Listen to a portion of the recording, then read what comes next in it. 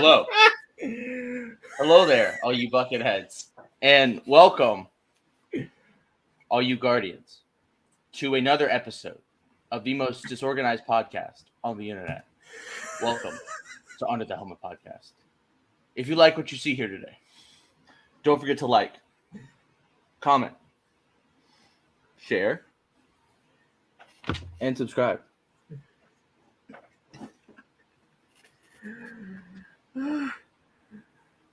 Oh my god. I'm good. I look like a budget version of the last Airbender. Water. Oh my god. Shout out to Aaron for cutting this because I have no idea how to make it done.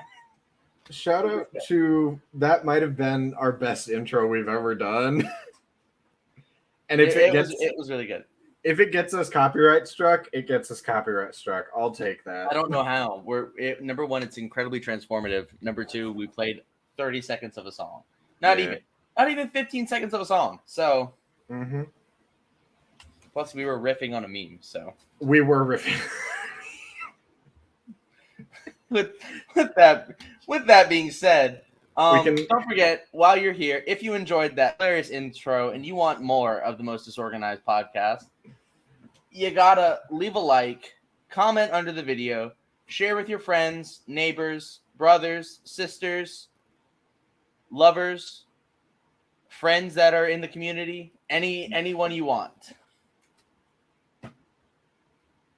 Also, don't forget, join that Discord, follow us on Instagram. Links are below because we're posting on Instagram again. We are. Speaking of posting on Instagram. Is it time? I have something I want to bring up because I thought of an idea for the Hothbreaker this week. And the Hothbreaker was pick 5 people from fiction you would like to join your team of Guardians. Make your own Guardians of the Galaxy. Obviously, you are the leader. Who are your 5 Guardians? And we actually got some comments. So I want to give a huge shout out and thank you to the people that commented. Yeah. First off is Erin. Yay. Thank you, Erin. She said, hard decision, but this one is based on badass women. She wants Padme Amidala, Yelena Belova, Shuri, Dr. Meredith Grey from Grey's Anatomy, because apparently this bitch can survive everything. Okay. Direct quote there. And Bonnie Bennett from the Vampire Diaries. So you got a diplomat, you got you an assassin, you've got the new Black Panther, you've got a doctor, so if anybody gets hurt, she can fix them up, and you've got a witch. So overall, pretty powerful team. That's a powerful team. I might be a little bit more, but we'll see. Pretty stacked. Mine's gonna be the strongest. Okay. And then you put Sailor Moon on your team? I did not. Okay, I don't know that it's the most powerful then. I put someone stronger. Well, you'll see. All right, and so Callahan put Kaiju Groot, Han Solo, the Doctor, I'm guessing Doctor Who, Deathstroke, and Philip J. Coulson. Good team. That is a good team. That's a really solid team. You've got Han Solo. Yep. You've got Doctor Who, so you have a couple modes of transportation there. Yep. You've got Deathstroke. I would reconsider Deathstroke. You've got the assassin covered. Yeah, he's an assassin, but like he's got an interesting past. Don't Google Deathstroke and Terra. And Philip Coulson. Phil Coulson's pretty good. Phil Coulson is a very strong pick. He carries that team. Yeah. All right, Eli, who is your team? Oh, I get to go first. Okay. I'll let you go first. So I put a lot of thought behind my team. The makeup changed a lot, just like the Guardians makeup does in the comics. And just like it's, you know what? I won't say it because it's spoilers. So my makeup for my team. I went to Marvel. I went to DC. Well, no, I went to DC. I went to Marvel, and then I went back to DC. Mm-hmm. So the first 2 members of my team are 2 of my favorite people in all of DC Comics, and I just feel like they would bring a really good dynamic to the team. They're both really great leaders. They're both fairly powerful individuals. And for that, I picked Nightwing as well as Starfire. Specifically, there are versions when they get to like young adulthood, because, well, they're really strong. I'm thinking like Young Justice age, at least. Okay. So give him some time to mature, let Nightwing grow into his role the leader, because I realize that even if I'm leading this team, I need people to look to, because I've never led a team of superpowered individuals before, and I have no idea what I'm doing. Next up, I picked probably two of my favorite team members to add onto the team. Carol Danvers, aka Captain Marvel, as well as Kamala Khan. Because once again, I feel like they're going to add to the team dynamic. Carol is ridiculously powerful. Sailor Moon is beating Goku, and we've settled this before. And finally, last member for my Guardians of the Galaxy I picked was Superman. So, yeah, I don't know. I felt like having Superman and Captain Marvel on the same team will make for some really interesting just dynamics and discussions in general. So, yeah. Anyway, Dylan, your thoughts on my team? I really like your team. I think you got a really good one. Thank you. I can't wait to share mine. Okay. Are you going to? All right. So first up, I think every team's got to have a pilot. Okay, that's the first.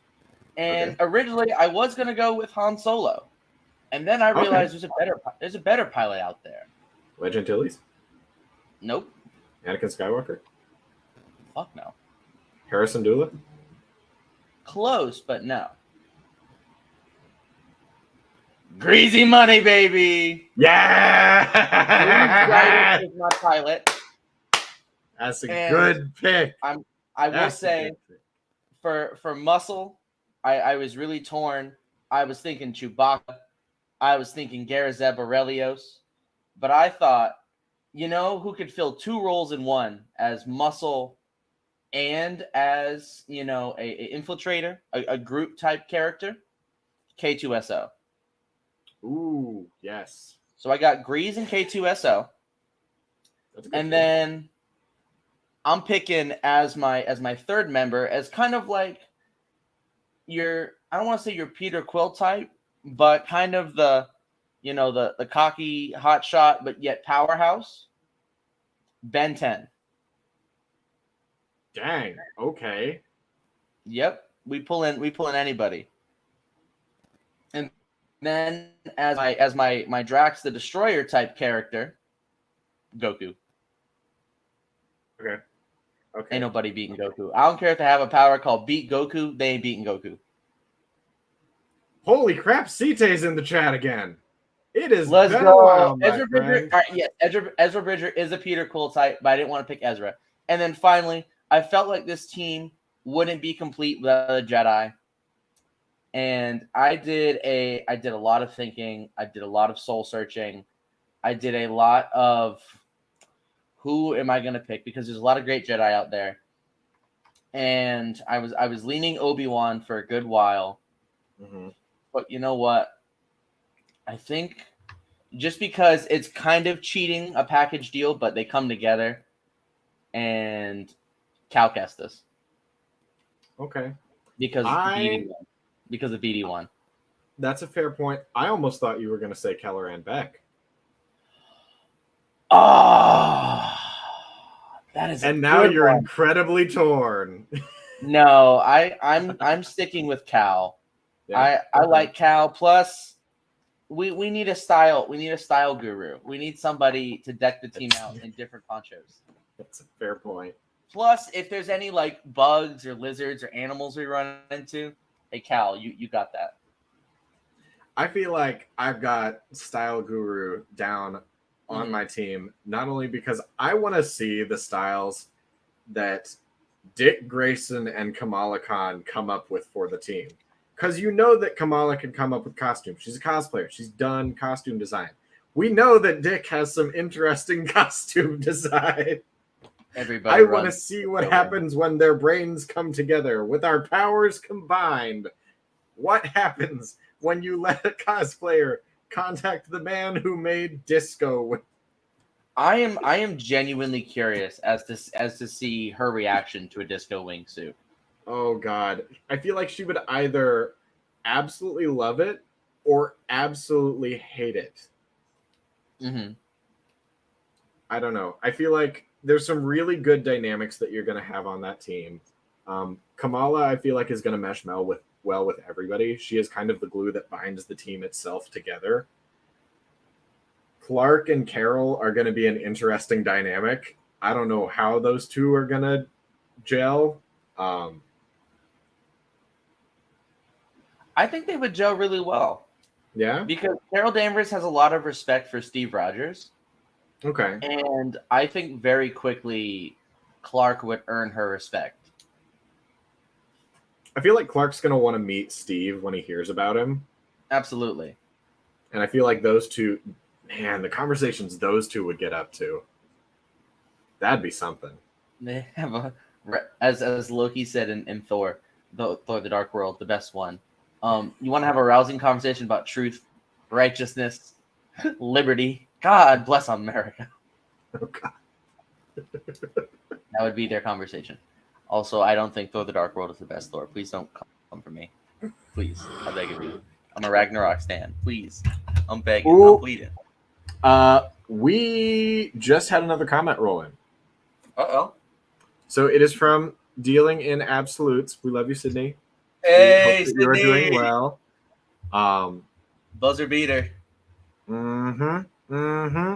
All right, Sydney. Who's Sydney having on our team? Let's see here. We got, one moment. I have to load it. Kate Bishop. Okay. Which I'm big on that.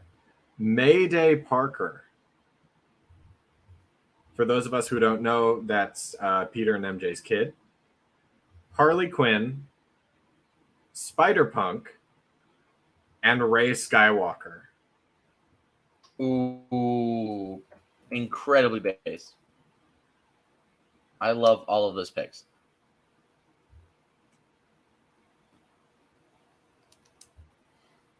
I just asked CT. Sorry, CT. Yeah, CT, post your Guardians team. Post your Guardians team. You can put it in the chat here, or you can put it on the Instagram, whichever you're closer to. We will keep good eyes on the post. Yes, we will. Yeah, that's awesome. I'm happy. So we got more comments. Yeah, I'm glad that we got such amazing teams. I love these. And Gabby, if you have an idea for a Guardians, team. I don't feel like you really can have a bad Guardians of the Galaxy team. Kenobi Jin. Well, the best part about Guardians, like, you have like your Avengers teams and your Justice League, and like they're great, but it's one of those things. It's like, oh, it can go so wrong so easily.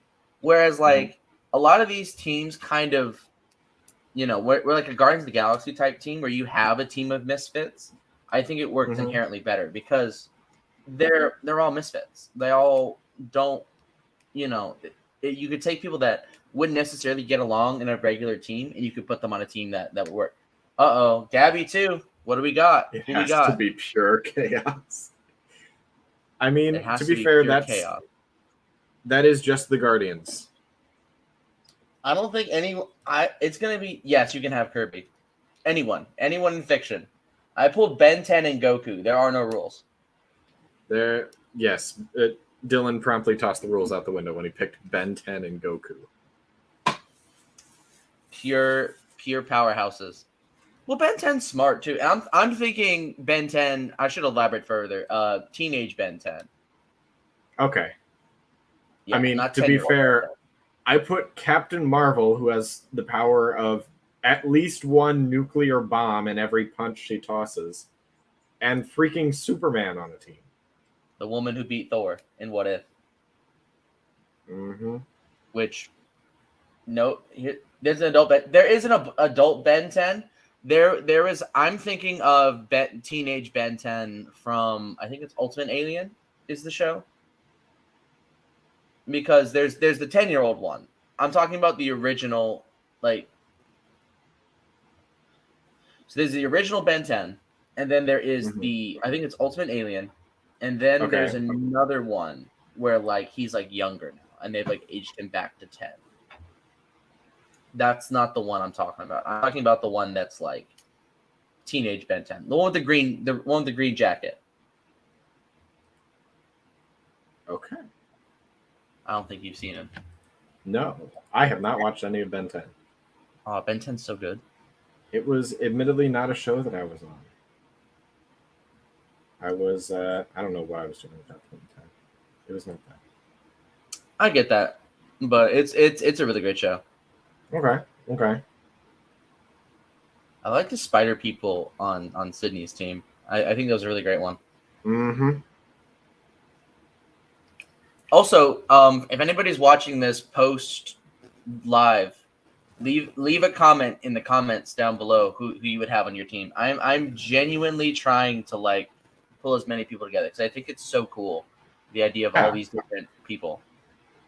I'm proud of my team. I think I had a really good pick, especially I wanted to go with an unorthodox sort of team, but like one that's still strong, like Greasy Money as the pilot. Plus, the Mantis is a lot nicer than a lot of the other ships. That's fair. Wait, we don't have a ship. I mean, who's your pilot? Captain Marvel. Oh. Riding. They all have space suits. I mean, to be fair, let's see. I've got your team. Your team all wears deep V-neck spacesuits, but they it's like a suit, but the oversuit is like a deep V-neck, and they're all sitting like in a ball on Superman and Captain Marvel's backs. I was gonna say, to be fair, the only three of them that require, there's only two of them that require oxygen. It's Kamala and Dick. The rest of them can breathe out of atmosphere. Starfire can breathe in space too. Yeah. So Kamala and Dick are pulling. Wait, no.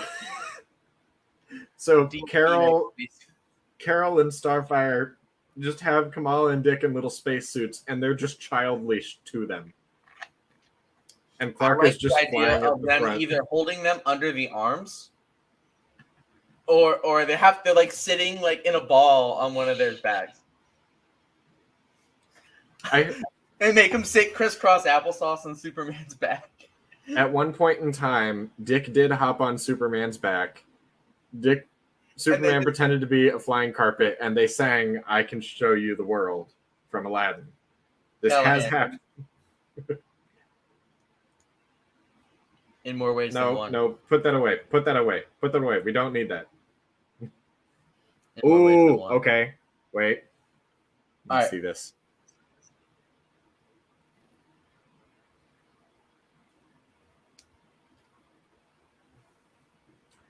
Okay, this is interesting. I like it. An all Star Wars. Well, actually, no, not an all Star Wars team. Oh, you fully like brought over everyone from. Okay, that's cool. So Ezra Bridger, Sabine Wren, Drax or Wrecker. I like Chopper, that. Chopper, Bucky, Groot. Just taking Groot. I am Groot. Omega over Mantis and Brawn. Well, you need a strategist. You do. It'd be interesting to see him working alongside a lot of those characters. You see, most teams need a strategist. However, I don't need a strategist. I have Goku. And if Goku fails, I have Ben 10. And what happens if Ben 10 fails? He won't. What happens if he does? Well, so Goku is technically an alien. So the Omnitrix can just scan Goku and then Jen can transform into Goku. Therefore, I have 2 Gokus now. And if you manage to beat one Goku, which is impossible, even if you have the power of beat Goku, you ain't beating Goku. To add to that, now you not only have to deal with one Goku, you have 2 Goku. Site, I love this team, but I do think it would drive Thrawn to drink. I think so. Gabby, do you have a team? He's essentially... oh yeah, I think Gabby's getting the team together. Gabby's getting the team together. All right, we'll hop back on this when Gabby gives us her team. Mm-hmm. But I am ready to talk about some topics from this movie because I wrote notes. I wrote notes, people. All right. Firstly, non-spoiler thoughts on the movie. Yeah. We can do this briefly because it's very hard not to talk spoilers with this movie. Mm-hmm. Okay, non-spoiler thoughts of the movie. You have the banner up? Yes. Okay. So, non-spoiler thoughts of the movie. In short, I really liked it. Mm-hmm. I thought that it was a lot more similar in tone to the first Guardians movie than the second. And all right, Gabby, your team might actually win. It's all from Animal Crossing and the Dune Player. Oh my god. Well, we know that Kirby's on there. Kirby, Isabelle, and the Doomslayer. Do you think that Kirby can beat Goku? Wait, hold up. I need to think about this. You ever see... You think of like an unstoppable force meets an immovable object? Yes. Well, basically, Kirby would absorb Goku, and then it would become Goku. And then it would be 2 Gokus fighting each other. So it would be... it'd be like the end of What If, where you had the 2 forces vying for the Infinity Stones, like forever, frozen in time. That's how it would be. Anyway, so I thought the music was great. Obviously, the music is always great in the Guardians of the Galaxy movies. I thought all the characters were done very well, done justice. I overall just really enjoyed it. I would say I'm going to give it as close to a 10 without giving it a 10. Why do you not give it a 10? Because I'm going to be that guy. There is no such thing as a 10. I'm not going to be that guy. I will say, and this is sort of my hot take. 2 is my favorite still. Really? It did not dethrone 2 as my favorite. Guardians. Okay. I love Guardians too. So, so with that being said, it was more. I always say it was more similar in tone to 1 than it was to 2, because 1 was a little more serious, 2 was a little more goofy. I like goofy Guardians. I think they work better when they're goofy. Don't get me wrong, the jokes in this movie was great. I just think it was a little more serious in tone, which rightfully so, dealing with the topics it dealt with. Right. I think it wouldn't have worked if it had a goofy tone. So I'm not knocking it for that. So I'm giving it a 9.5 out of 10. As close to perfect as it could be.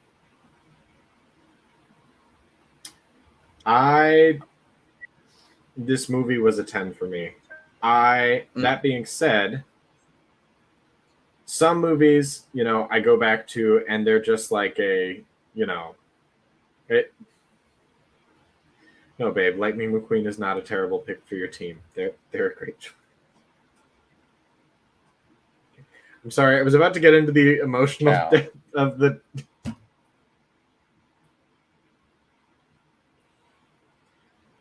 This movie is really, really good. It might be one of my favorite, don't get me wrong, Phase 4, Phase 5 have brought us some incredible stuff. I mean, it brought us Shang-Chi, it brought us No Way Home, it brought us Wakanda Forever. Guardians, man.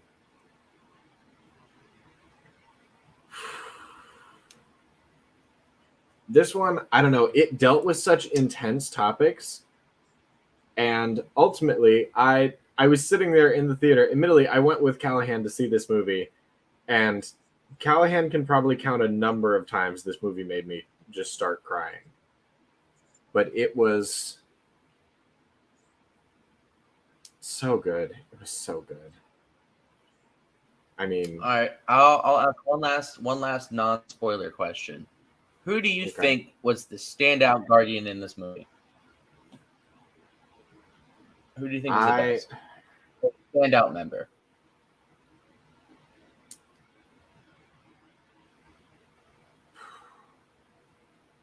I don't have a standout Guardian.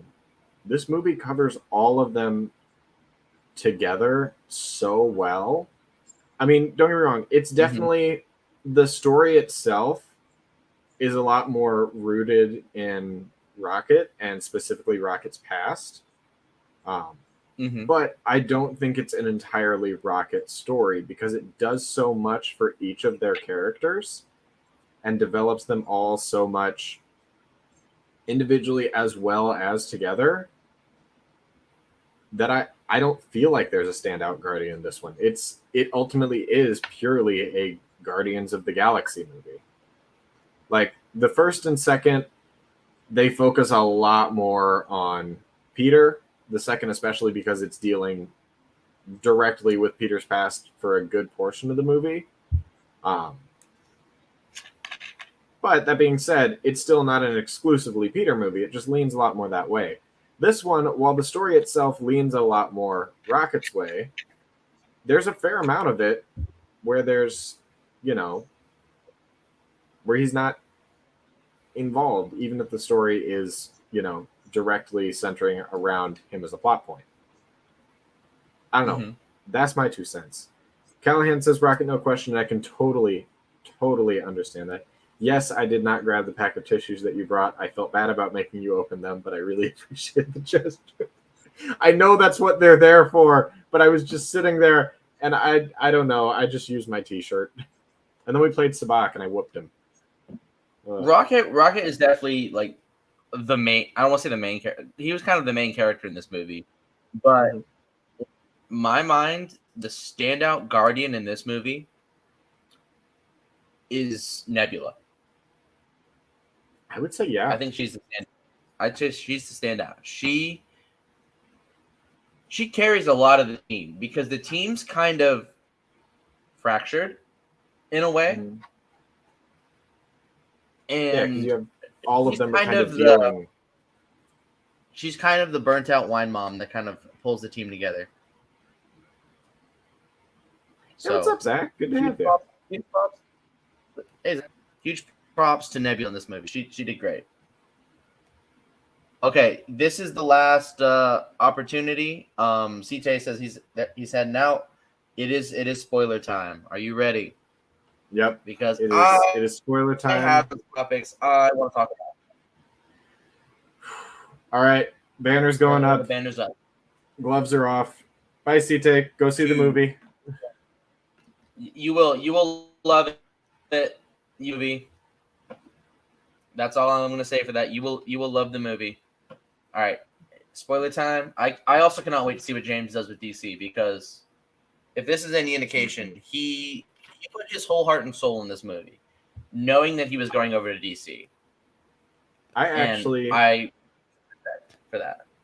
I wanted to mention something with James and DC, specifically with Guardians 3, as well as tying in James Gunn's Suicide Squad and Peacemaker. The same costume designer who worked on those 3 films is the one who's heading Superman Legacy as well.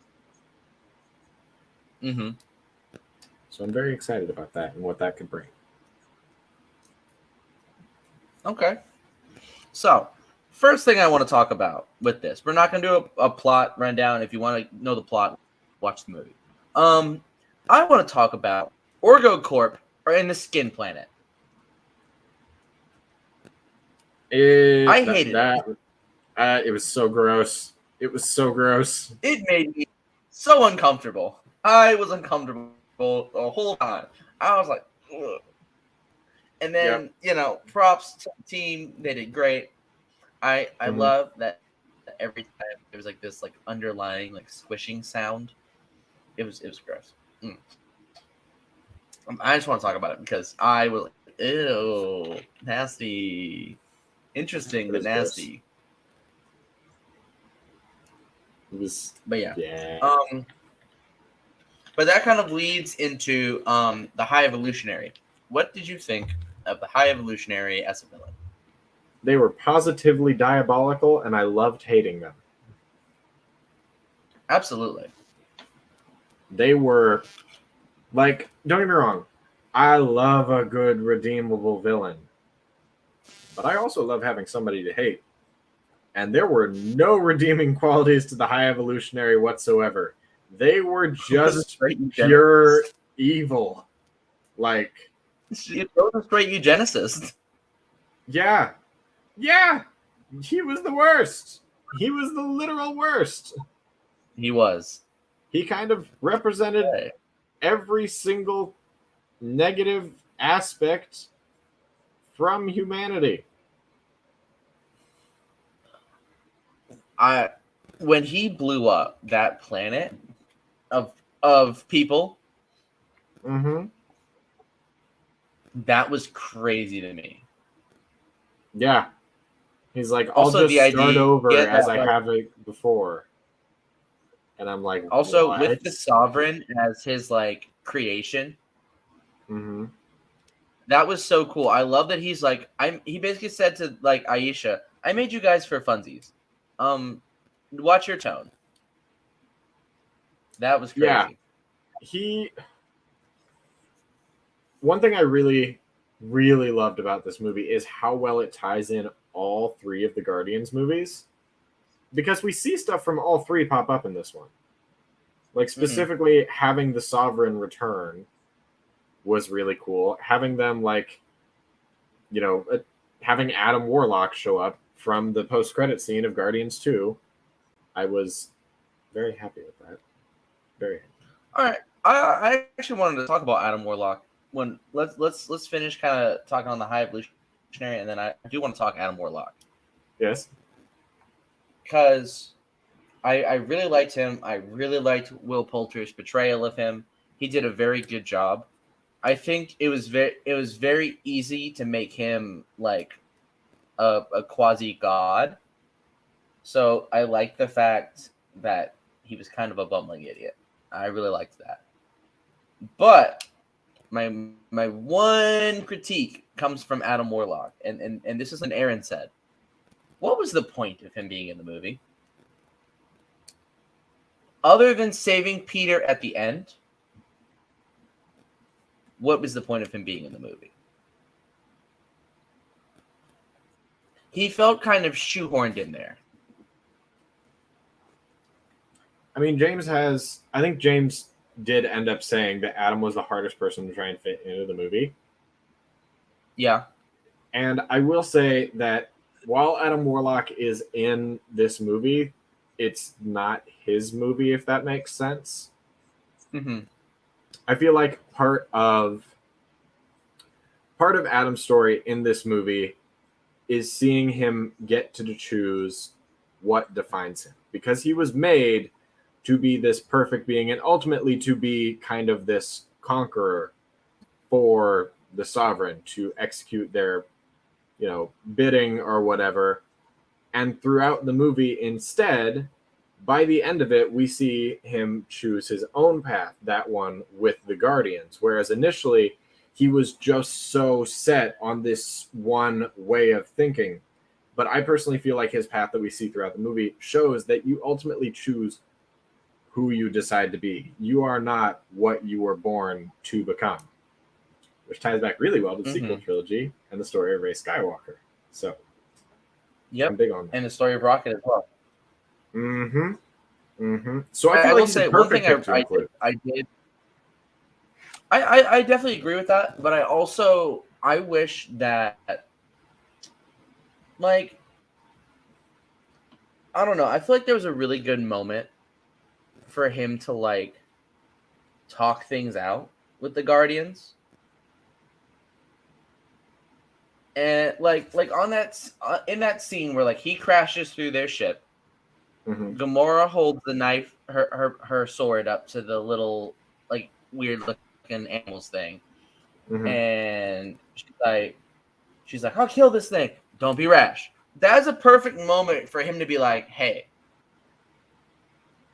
I just lost my mother. I don't know what to do. What do I do? Like, you know, because like you could tell he kind of had this like crisis of faith sort of.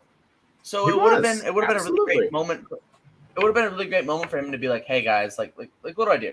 And then be like, well, we're gonna go fight the High Evolutionary. You want to come? Or like I thought he was gonna come and he was gonna kind of save the day on nowhere. Kind of like a Thor entering Wakanda kind of deal.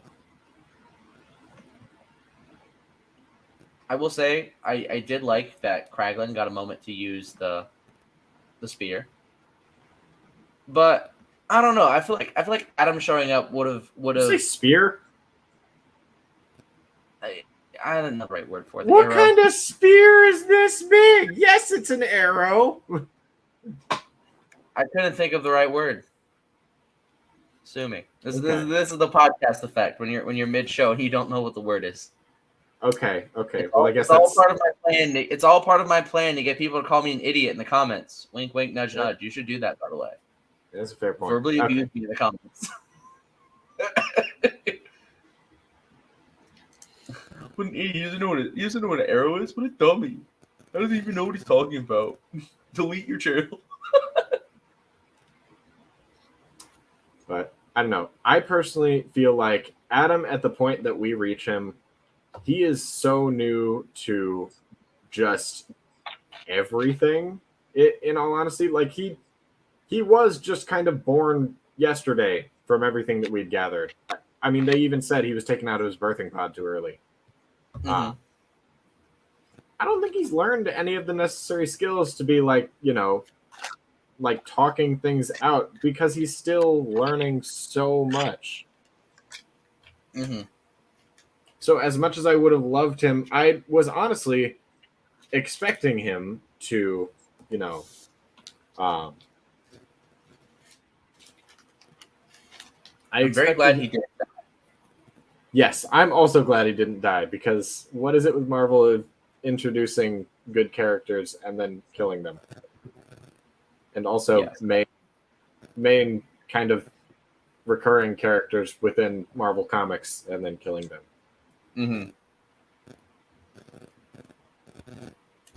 But yeah, I thought I would love to see more out of Adam Warlock, and I think that's not a bad thing.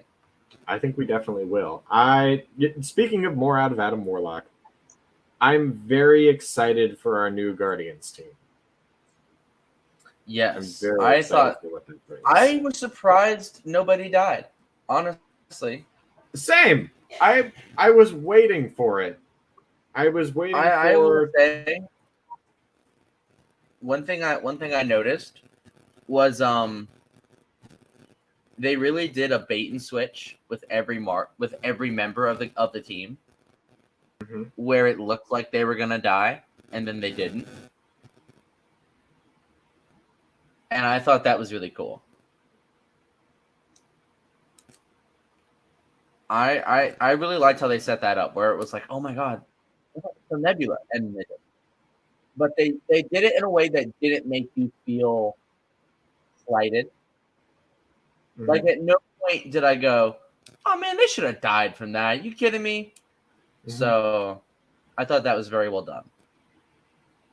I personally feel like it was gut-wrenching to have Peter Quill get tossed out into space with no sort of arrow rig for the second time.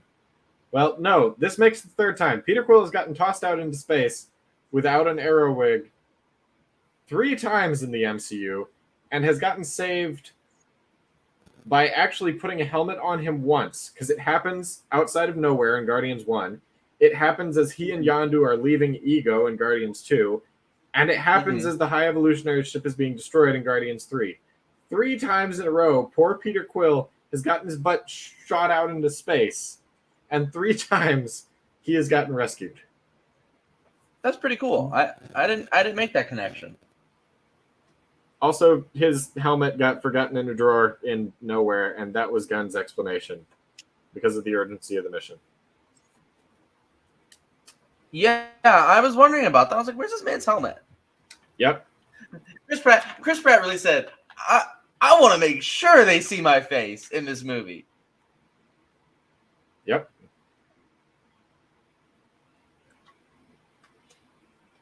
All right. My next question, the music. What do we think of the music in this movie? The music is so spoiler. good. Like, I said right. I expected good things, but I did not know just how good I expected these things to be. What was your favorite song?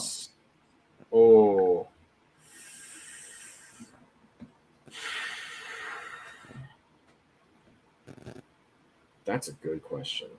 Favorite song? Mm-hmm. Ooh. I will say the appearance of No Sleep Till Brooklyn. Also, that entire fight scene was amazing.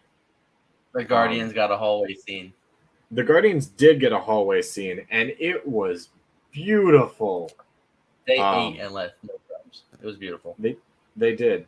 Dog Days Are Over has just started making me cry upon hearing it again, because that's at the end of the movie when, big reveal, but when the Guardians break up. And that scene kind of brought me to tears, because I was like, this is us saying goodbye. It's for any of you who are Agents of S.H.I.E.L.D. fans, it brought me the same level of emotion that A Spy's Goodbye did from Agents of S.H.I.E.L.D.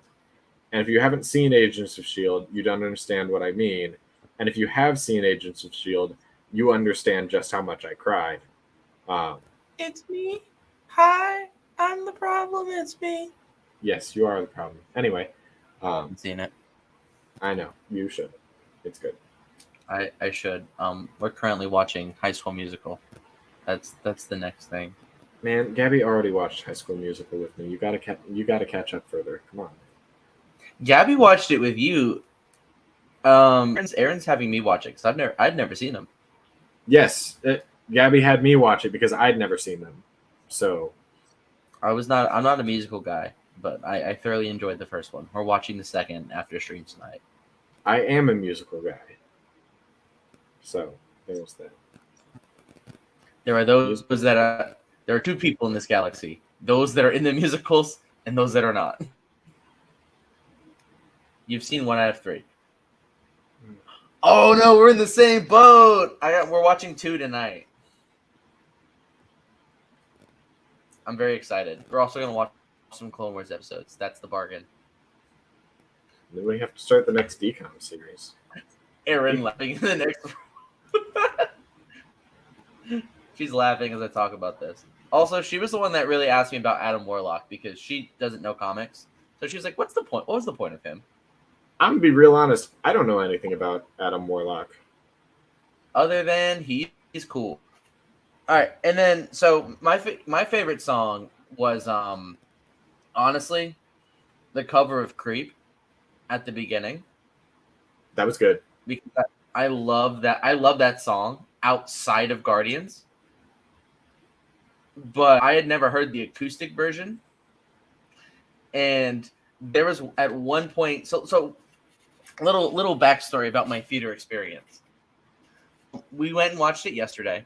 There was a issue with the thing where the screen like timed out, and we just sat there in the darkness for a good bit because we thought it was part of the movie right after the intro. So we watched the intro 3 times, babe? Yeah, like 3 times we watched the intro. Also, Gabby wants to know how you feel about Camp Rock. You can come in if you want to. I like Camp Rock, but the first one's the best. She likes Camp Rock, but the first one is the best. I don't know how well you can hear, so we can hear her. Perfect. But yeah, so she says the first one is the best. I've seen maybe one of them. I don't know. I have a vague memory of it. It's on the list as well. I know it's on the list as well.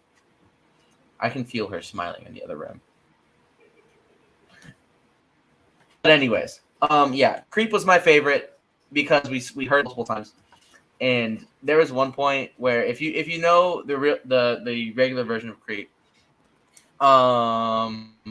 they say the word fuck a lot, and there's one part where they like literally couldn't come up with another word, so they just blurred the word fuck.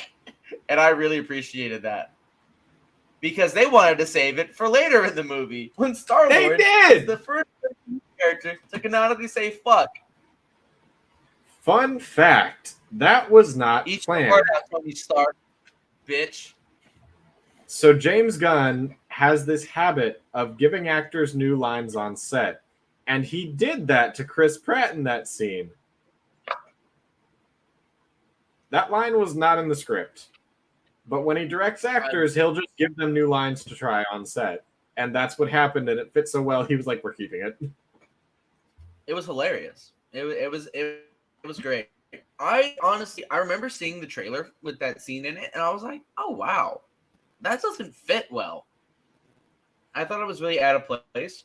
And then watching the trailer, or watching it in the movie, I was like, oh, no, that fits perfectly. Yeah. Because you got to think, the stress that the Guardians are under in this movie is greater than any of the other ones. So it makes sense for Peter to get a little stressed and be like, just get in the fucking car. Yeah. The stress that Peter great. specifically is under, because he's got his best friend is actively dying on their ship. And on top of that, his ex-girlfriend, who's not actually his ex-girlfriend, but is from a different timeline, and it gets explained in an elevator scene really quickly, but then Nebula confirms, yeah, that's basically what happened. Is also there. Also, their lines that they exchange back to back on Nowhere at the end had me sobbing. Because she's like, yes, I bet we was fun. Ow. I was choked up, but at the same time, I'm so glad that they did not make them get back together. Me too. Because I've seen a lot of people say like they should have at least. Okay, not a lot of people. I saw one guy online say that they should have at least let them kiss, and they're like, you missed the entire point of the movie, which he did. It's about moving on. That was what the movie. It was about moving on from these things, and yes, moving on from tragedy, and growing from that tragedy and moving on from it. Also, yeah, I didn't write this down in my notes, but I want to ask, who was your favorite of Rocket's friends? Favorite of Rocket's friends. They were all great, but I like Teefs. I was big on. You like Teefs? I love Floor.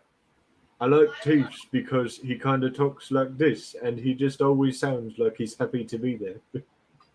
I liked Floor. Floor was adorable. Floor was adorable. Floor's Aaron loved Lila. Lila was great. I love Lila. Otters are cute just generally, so Lila was really cool. I was upset when Lila died.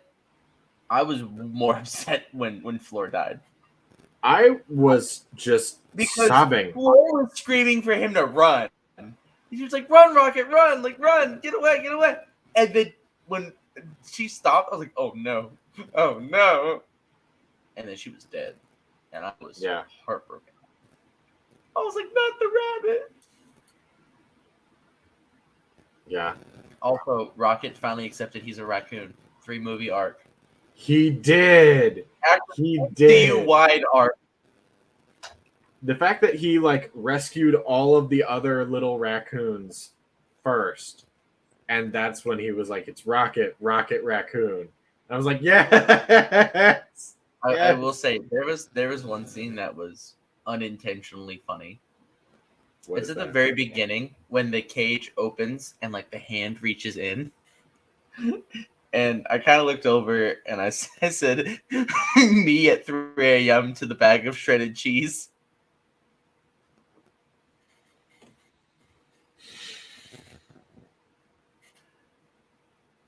It was unintentionally funny to me. Other than that, the jokes of the movie really landed. I thought one thing that has been really great over all of the movies is Drax. And he did not disappoint in this movie.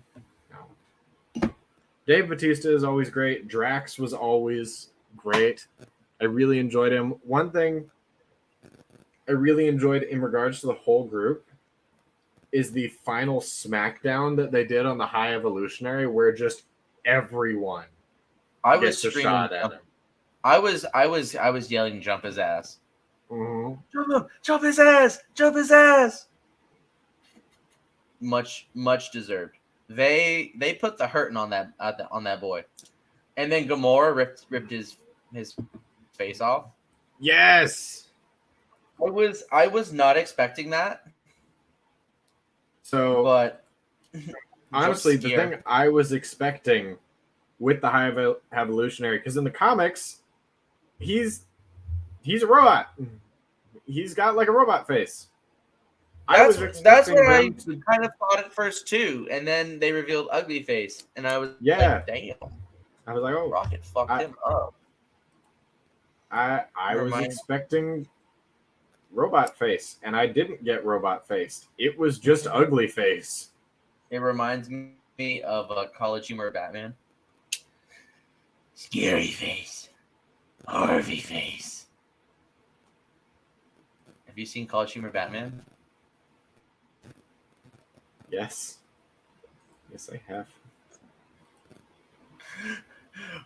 Two-Face! What have you done with Harvey and Scary Face?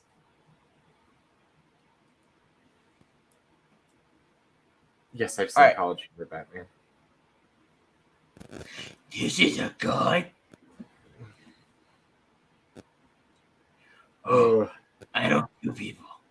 When they fight me, they get tired because I'm so awesome and they have to take a nap. Look at this guy. He's all tuckered out. Anyway. The same thing you did to your fish, you did to those men. Headphone warning. I gave it before. Dr. Fishy! No! I gave a headphone warning before I did the thing. Be proud. I'm so glad you did. That's progress. Now my throat hurts. But finally, I was gonna ask, where does this compare to the other Guardians movies, in your opinion? Your trilogy ranking. I can't compare them. And there's a very specific reason why. I love them all equally, but for different things. Guardians 1 is an amazing origin story. And if I want to watch a group of people come together for the first time and see that done in such a beautiful way with a killer soundtrack, I'll do it. Guardians 2 is a delightfully fun, just space romp that comes together so well. And if I just want a movie that I'm just like fun space, I'm going to watch Guardians 2.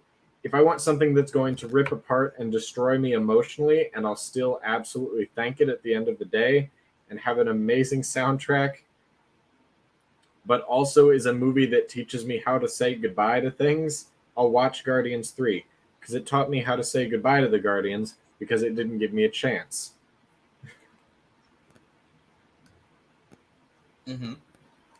I'm so sad this is the last time they're all together. I'm also confused, but that's no. James Gunn has said this is the last time we'll see that Guardians team together.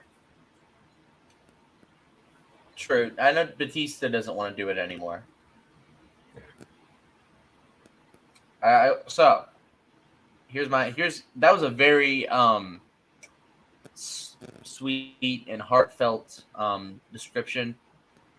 2, 3, 1. Okay, fair. I also wanted to point something out. Sorry, what were you saying? They're all 9+ out of 10. I just think from level of enjoyment, 2 will always be my favorite. Who's good? It is the hallway scene was amazing. I loved it so much. There's but so many hallways. Nothing in my opinion tops the scene of Yondu with the arrow taking out the entire ship of Ravagers. Wow. The most totally inconsistent song plays. Plus, 2 has Baby Groot. And Baby Groot is great. It does have Baby Groot. Granted, this one has Behemoth Groot, who only gets bigger. Groot was my borderline MVP. Bro was there. Bro was living his best life and just vibing. Man, we saw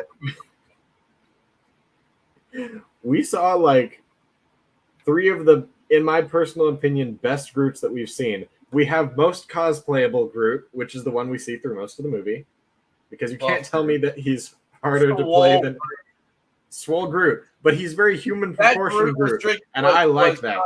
Miracle Grow. Man, Groot was sitting on that Miracle Grow and getting swole. But I love this. Peter brought a Bowflex and was going to commit, and Groot took it over and said, "Let me do it."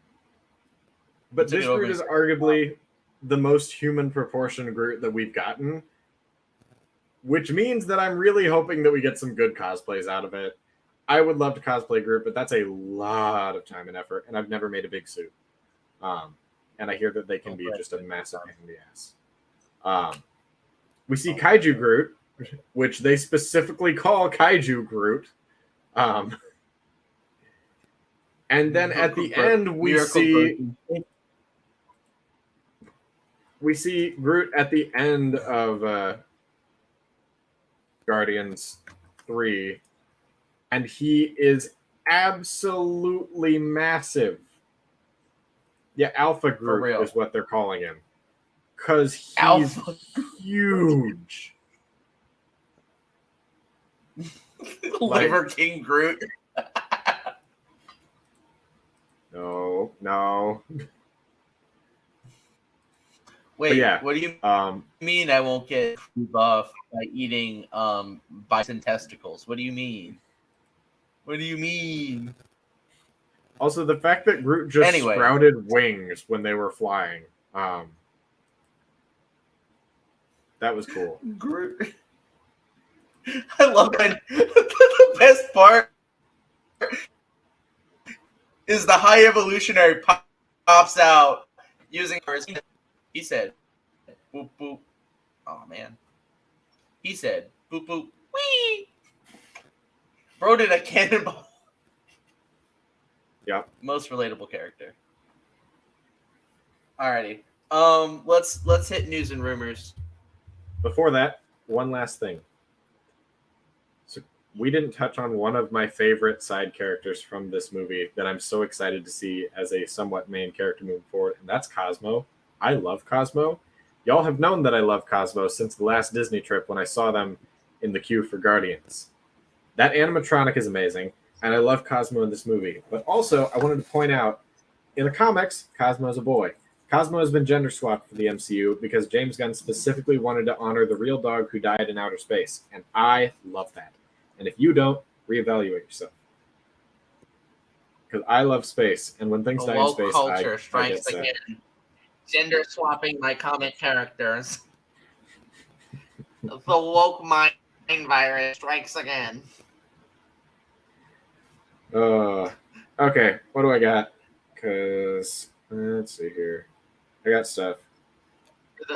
For those unaware, that was incredibly sarcastic joke. I do not care about. I think it was actually better that it's a lady dog. But at the end of the day, it ain't that deep, bro. If you were gonna complain about the gender or race swapping of a character, it's Gabby's time. Why it's Gabby's time to shine. Being a mass act? It's Gabby's time. Yes. We have been waiting for this. All right, Gabby, let's hear it. Gabby's Guardian. Guardians of Gabby. Drum roll, please. Wait. Okay. The Guardians of the Gabby Sea. So we have Kirby, right. Isabelle from Animal Crossing, Sailor Moon, Rapunzel and Pascal. We got Starfire, specifically Sorcerer Mickey from Fantasmic, and also Chopper from Rebels. Oh, I love this. I do love that we also got a close picks. I like, what's the word for this? Honorable mentions. Because we didn't have honorable mentions for ours. Which one? Which Wii Fit trainer? Probably the gal. I don't know. Is it the lady that called me fat? It might be. Every time I stood on that balance pad, she called me fat. Man, she said I had the age of a 40-year-old at 14. I just didn't. I was just uncoordinated. I swear. I'm sorry. I need you to read 35. This because I love this comment. I was 12. I originally felt like Doomslayer would be needed, but Chopper's probably more team if necessary, or just for fun. He loves committing war crimes. I agree. He does, in fact, love committing war crimes. I love this team. I love this team so much. Oh. This is so good. Oh, you specify Rebels Chopper, but I feel like any Chopper would be willing to commit war crimes.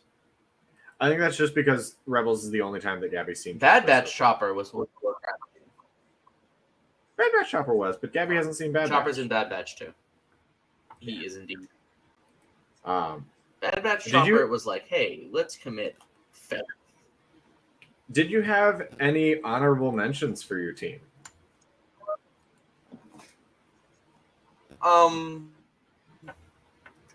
Honorable mentions for my team. I had said that I had thought about adding Chewbacca or Han Solo. Yep. Like Han Solo and Chewbacca were thought about but not included. Same with Zeb. I thought about including Superman and then kind of decided against it.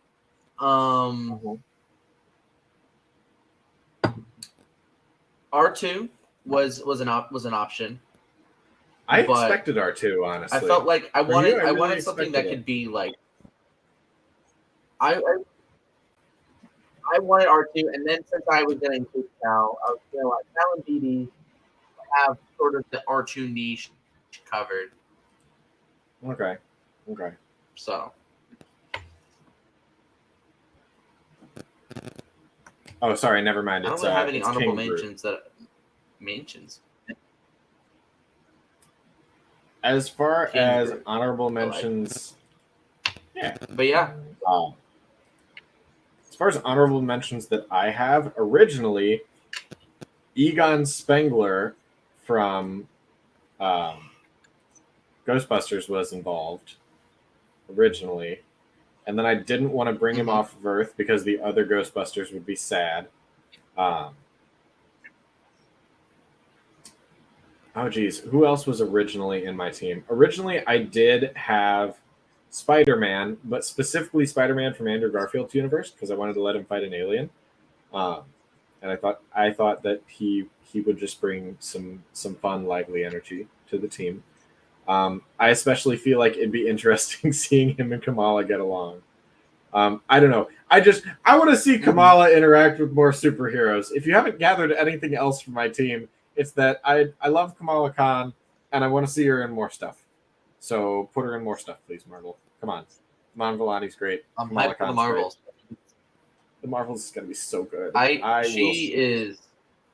will say, I like that she's in the Marvels because, and this is not a jab at Brie Larson, or I don't know her name, that plays Monica Rambeau, but they're both very stoic characters that don't have a lot of, I don't want to say emotional range because that's not true, but they're both very stoic. So it's like the meme of the three dragon heads. You have the two scary heads, and you have the one like goofy head. Like that is going to be the Marvels encapsulated in a single meme.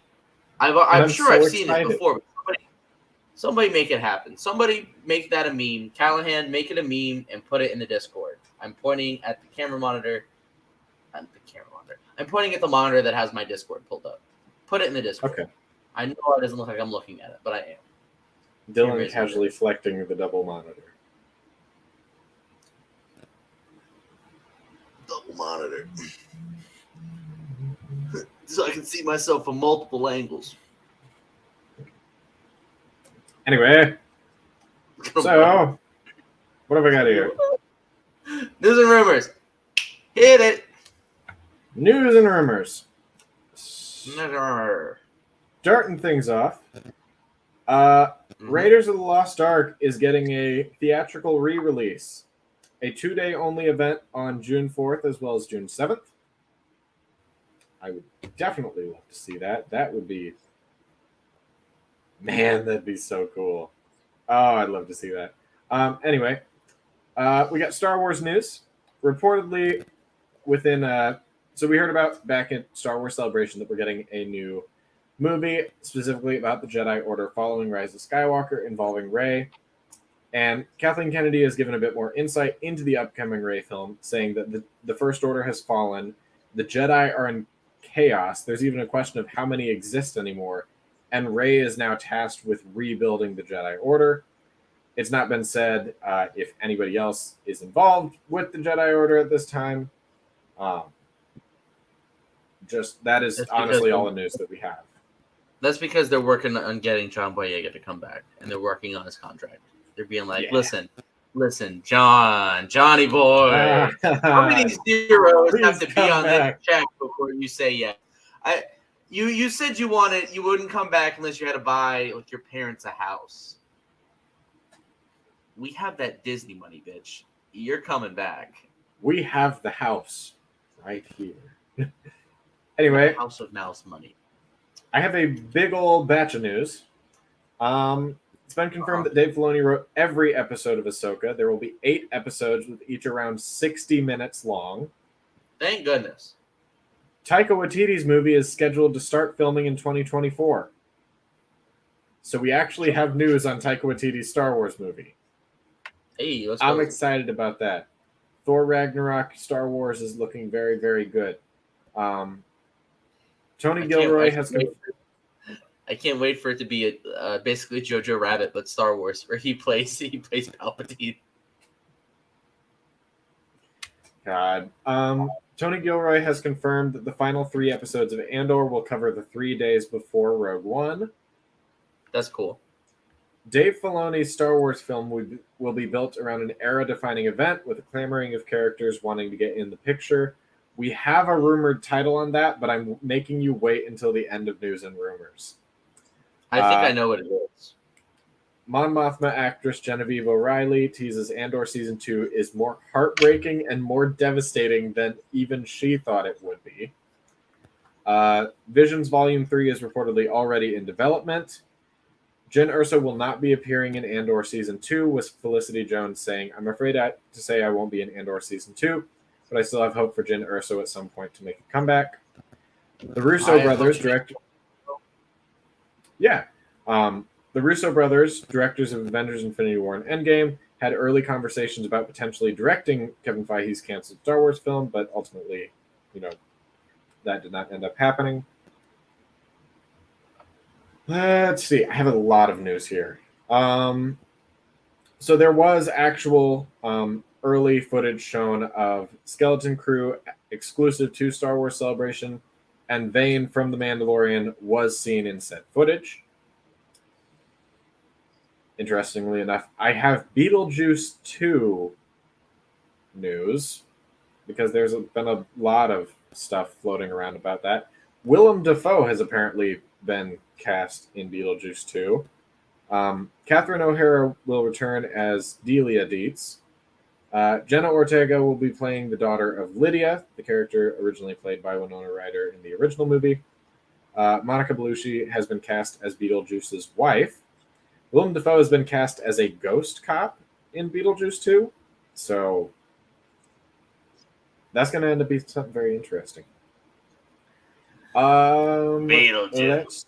Misery, misery, misery. That's what you ask for, Beetlejuice. Godspeed, Spider-Man. Let's see. Dave Filoni has said that Grand Admiral Thrawn is definitely the big bad of the Mandoverse, as it's been called so far. Let's see. Let me take a look. Oh, so fun fact. Palm Clementif, who plays Mantis, originally tried to bury her Guardians of the Galaxy Volume 3 script in Karen Gillian's garden.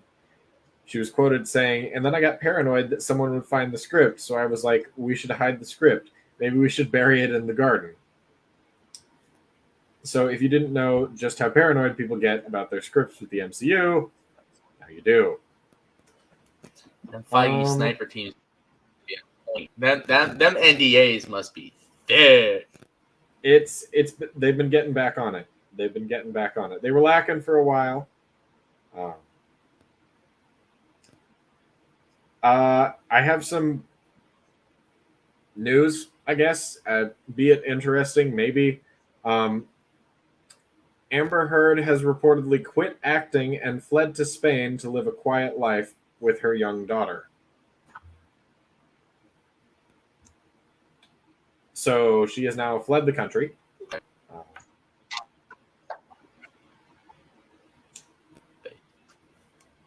So there's that, I guess. I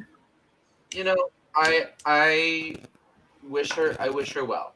I think that what happened between her and Johnny Depp was bad.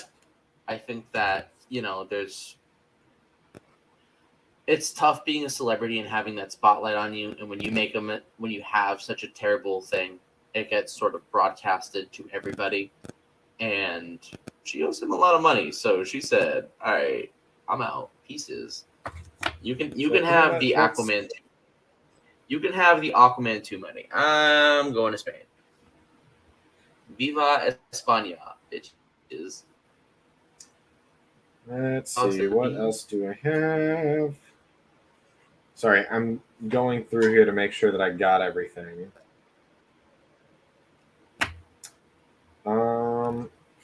Let's see. Oh, we actually have news about Spider-Man 2.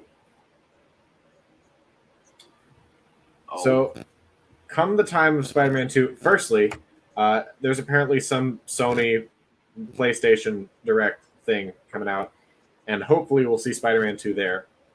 But as of the timeline of Spider-Man 2, in comics that we got surrounding the game, Peter is the new science teacher at a school within the universe. So I'm very excited to see that.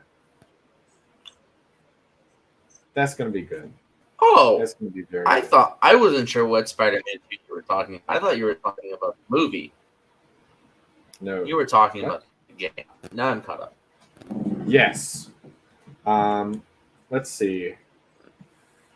Ahmed Best may return as Keller and Beck, and I'm very excited about this because Dave Filoni's like, yeah, we really enjoy this character, and they want to do more with him, so I'm very excited about that. Let's see. I can't wait have to see him news. fight Darth Vader.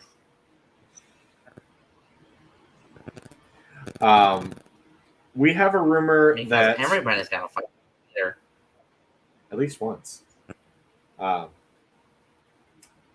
There is a rumor that as far as the enemies for Superman Legacy, currently in talks are, well, in the current script, there's a rumor that we have Lobo, Crush, as well as Toyman, all as current villains in the Superman Legacy script. And in my mind, I'm like, that's interesting. That's a big. That is a, kind of a lot to ask for the lineup. So, let's see.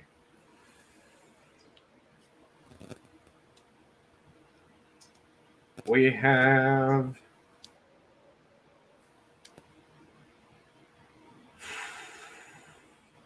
Oh, James Gunn was on Twitter again because he always is after a new movie drops, and asked fans, please tell me the specifics of what needs to be done there to see you eat a shoe in regards to Superman. And a fan with the username... Oh, because somebody tweeted that like he would eat it.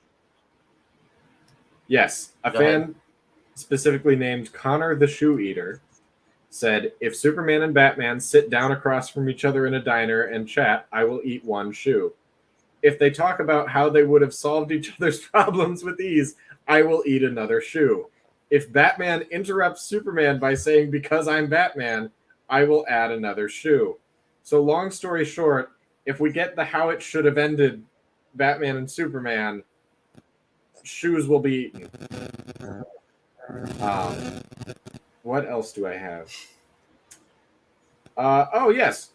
Sean Gunn has remarked in regards to G.I. Robot in the upcoming Creature Commandos series. G.I. Robot is driven by one thing and one thing only, which is his hatred of Nazis and his desire to kill as many Nazis as possible. So for me, as someone who hates fascism in all its forms, I can relate to somebody who's wanting to get out there and put smack down on some Nazis. And let me tell you, I have found one of the most relatable characters in all of fiction. I feel like we can all relate in a way to G.I. Robot. Bless you, Aaron. And finally, Incredibly based. Because I've made you all wait, we do have a rumored title as to Dave Filoni's movie. And it is Heir to the Empire. I knew that, and I actually have thoughts. You have thoughts. I have thoughts. They are excited. What are your thoughts? They are excited. Thoughts. I am excited. I am excited. But, and this is me, I don't like the name. You don't like the name? Why? No. Because I feel like Heir to the Empire, the books are so beloved. No matter what they do in the movie, if it's not a one-to-one recreation of the books, which it won't be because we're going to have the Mandalorian, we're going to have Ahsoka, these characters didn't exist. It's going to get the unnecessary, unjust comparisons of, well, in the book, Heir to the Empire, it was this. I think it's going too far. If that's the name, I like it a hell of a lot more than fucking New World Order, but which is reportedly getting changed, and also the Serpent Society is showing up. Fingers crossed. I'm begging. I'm pleading. Sam Wilson might have a new suit. Oh, that's news. Sam Wilson might have a new suit in New World Order. There are some set photos leaked. There's also set photos of Joaquin Torres having a new suit, as well as Seth Rollins appearing as one of the members of the Serpent Society. Let's fucking go. We're actually getting the Serpent Society this time, not like last time when it was just a tease that, for Civil War. And a fake title for Civil War. But yes, I think if that is the title, I'll be okay with it. But I think that it's a little too on the nose for what they're trying to do. Yeah. I'm just waiting for us to get an actual plot of the movie and like kind of what to expect. I think we kind of have to wait until after Skeleton Crew comes out and Skeleton Crew and Ahsoka. I think then we'll be getting some more details on Captain America 4. Oh, I was talking about Heir to the Empire. I was talking about Captain America 4. I thought we moved past. You know what? I can take it or leave it. I want to go in blind. I want to know nothing. But anyways, I think with that being said, I think we have drawn far enough. And I think it's been a good episode. I'm going to put my stone back on.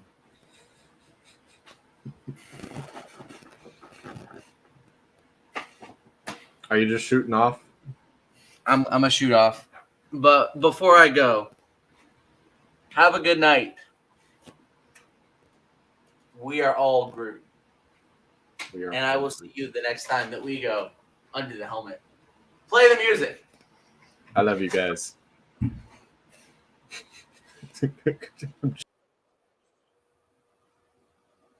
Play the music.